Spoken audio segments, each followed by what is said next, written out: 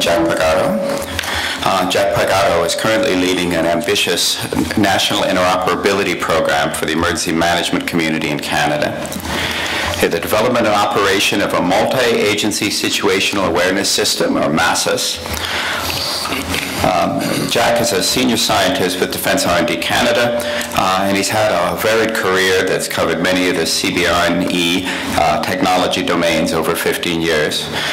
He began as a bench scientist doing investigations of chem bioprotective equipment, and then spent 5 years assessing emerging threats from novel blast explosives. During the past decade, he played a lead role in developing the field of capability engineering, which is about selecting and implementing system of systems options to fill complex capability gaps in defense and security.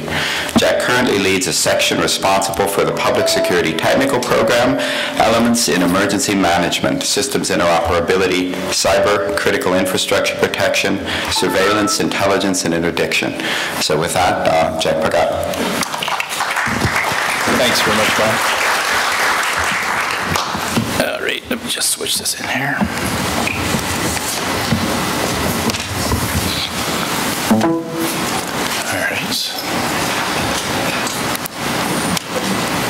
Perfect. All right. So good morning, everybody. My name is Jack Pagotto, and I, on behalf of the federal government of Canada, as I guess I can represent, I work for a funding agency that works under Security Sciences Canada, which supports the Public Safety of Canada federal department. So I'd like to welcome you here today. Bonjour tout le monde. On behalf of the federal government, I'd like to thank the committee for inviting me in here to talk about what is, I think, a quite exciting project for Canada that has evolved very rapidly in the last approximately 6 to 9 months has really been the prime evolution of the program. Let me just see if I can get my slides up here. So what I'm going to talk about, this outline is basically going to be the general gist of what I will be talking about. Who I am as a Center of Security Science. I won't dwell too long on it. We do have a booth outside. There will be plenty of information as soon as my cradle arrives later this morning, and I'll be able to tell you a bit more about some of the programs that we're doing. I'll just touch on some of the programs in the next couple of slides. One of the things I'd like to point out in my talk is, while here in Canada we haven't had a Katrina or a 9/11 yet, I do think that key incidents can be catalysts for taking action. And I'll point to a couple of recent ones that I believe played a role in moving us forward into developing MASIS. My overall theme is about how we decomplex the problem of information sharing so that a simple solution can make a difference. I believe we owe our success to some fairly strategic decisions we employed, and I'll go over what those are. Finally, I hope I will end off my talk with enough of a picture of how a system like MASIS can provide an information resource that can lead to innovation. By this, I mean new capabilities that can harvest this real-time resource of trustable, what is happening right now information to provide enhanced decision support. Last but not least, if we do have time, and the technology permits, I have video that will summarize MASIS off at the end. If I don't have that time, there is certainly monitors out in the atrium that will be showing that at. The Center for Security Science is, as I mentioned, a federally funded program whose mission is to engage science and technology, along with considerations of policy, operations, and intelligence, in strengthening Canada's ability to deal with natural disasters and all forms of malicious threat. While we are by no means funded to the same level, we see ourselves as quite similar in mandate and focus as the Department of Homeland Security, Science and Technology. And in fact, we have a treaty where we do quite a bit of close collaboration with them. For those of you that are not familiar, in terms of the importance of that collaboration, for foreign guests, it's interesting to note that 75% of the Canadian population actually resides within an hour's drive of the U.S. border. So as I alluded in my opening, while we have not had our Katrina yet, I would like to mention two significant and relatively recent events that I believe served as somewhat of a catalyst, or what I like to call a call to action, by our Center for Security Science in terms of pushing forward to enhance information sharing for emergency management in Canada. The first and probably the most poignant event occurred a few years ago during an annual spring flood in New Brunswick. One afternoon, a 911 call came in from a young girl who was home alone with her 16-year-old brother who had asthma and was going through a fairly severe bout of respiratory distress. An ambulance was dispatched for what should have been a 10 to 15-minute response time. However, en route to the farmhouse, the ambulance encountered a washed-out back road and had to back up and try another route, only to find that that too had been washed out. By the time the ambulance had found the only accessible route into the farmhouse, 54 minutes had passed, and unfortunately the 15-year-old boy had passed away. Meanwhile, unbeknownst to the dispatch center or the drivers of the ambulance, information on road closures were readily available on a website managed by the Ministry of Transportation. The problem was this was a long list, alphabetically listed by the name of the highways, of which most drivers don't tend to know as they're driving along, and not well defined on maps. Following a public inquiry known as the Brady Report, it was decided that New Brunswick would take some very proactive measures to prevent this sort of instance from ever happening again.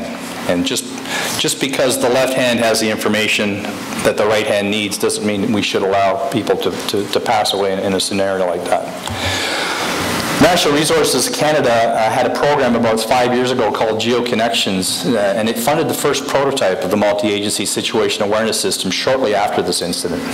Today, New Brunswick actually continues to lead the country in its proactive application of MESIS, and I will show you in my talk how they have truly empowered themselves with the application of this tool.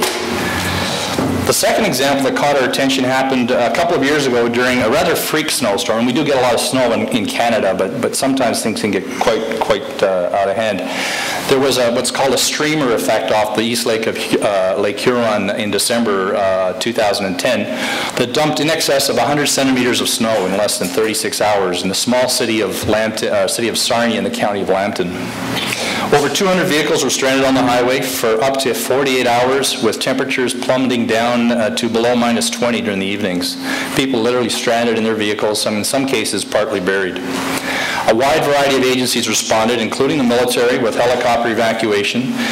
However, when we looked back at that incident and the after-action reports, we realized how drastically poor the situational awareness was and how ineffective the direction of resources was applied.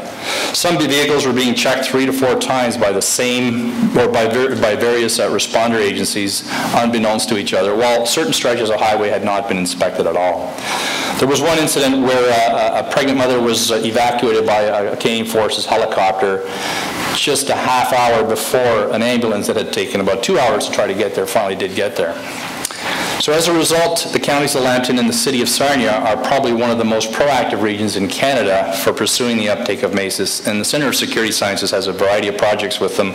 One of them actually putting MESIS in what we call the mobile MESIS mode, which means putting it on a playbook or an iPad.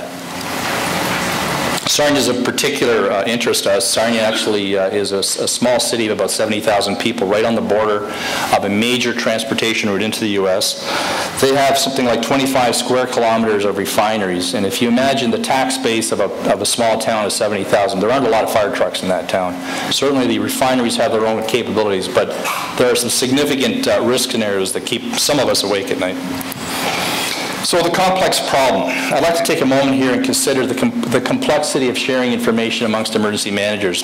I believe a key aspect is what I will call the fear factor associated with rapid, real-time sharing of information during a crisis. In Canada, like many other countries, the release of information to the public during a crisis is the responsibility of the province or the territory. Each province is a little bit different in how they manage this release, and experience has shown that various policy issues impose a significant burden on information sharing if the public are involved.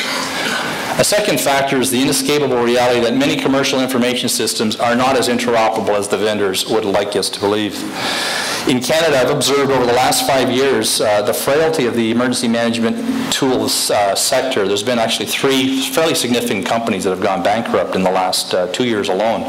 In many cases, leaving the province in a fairly vulnerable position, holding the bag, so to speak, with incident management tools that cost millions of dollars, people that have been trained, and no one to support it.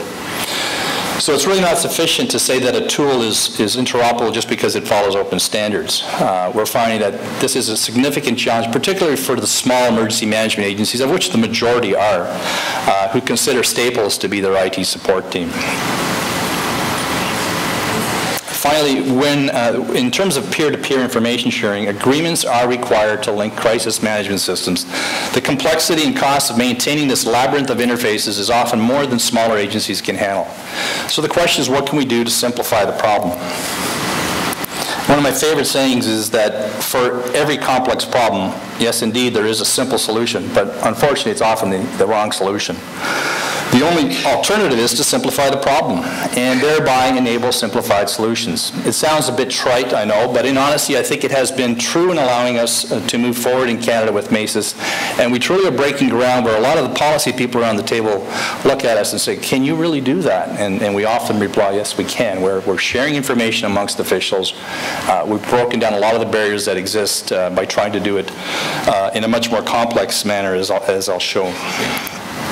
So how do we simplify the complex web of information exchanges that today's emergency managers need to contend with? As the sketch shows, the number of information sharing agreements and interfaces that a peer-to-peer solution requires imposes a severe burden that is just not supportable by the great majority of emergency operations centers in Canada. It may be viable for a Toronto or a Vancouver or Montreal, but I can tell you that some of the highest risk areas in Canada, such as Sarnia, there is absolutely no way they can manage this. IT support, like I said, really devolves to who can provide the Microsoft Office password or whatnot, installation key. So I'd like to take a 2-minute sidebar on this problem because I encountered a very intriguing YouTube video that was actually produced by someone in Corrections Canada in relation to explaining the problem of the sketch on the left in the context of a program in the United States called the National Information Exchange Model. And for our U.S. colleagues here, I'm sure it's probably well known to you. I don't know how well known it is to others, but it is definitely worth looking into it. It is a rather transformative initiative initiated through the Department of Justice that's now evolved through most of the departments in the U.S. Homeland Security has certainly hoisted it in. The health sector has as well. And here in Canada, the Chief Information Officer for the Treasury Board of Canada has actually announced that Canada will align, or at least leverage what we can out of this NIEM, National Information Exchange Model. That's a whole lecture on itself. I'm not going to show the video for the sake of explaining NIEM, but the front half of the video is a good illustration, I think, the same problem that we have to deal with. So bear with me while I try to get this up on the screen.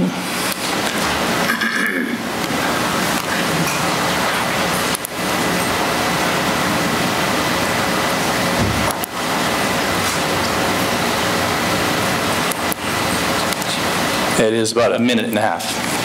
NIEM simplified. A long time ago, police drove cars without radios. When radio cars came to be, message protocols were created. Once computer-aided dispatch and police record management systems came to be, computer-to-computer message protocols were developed. Other services such as fire and EMS also had their computer systems, and they wanted to exchange information as well. Each organization had to set up a protocol with the other. This took time and was expensive. Every organization had their own systems, data formats, and message formats. It was very expensive, very slow, and there were a lot of data quality issues. Each time a message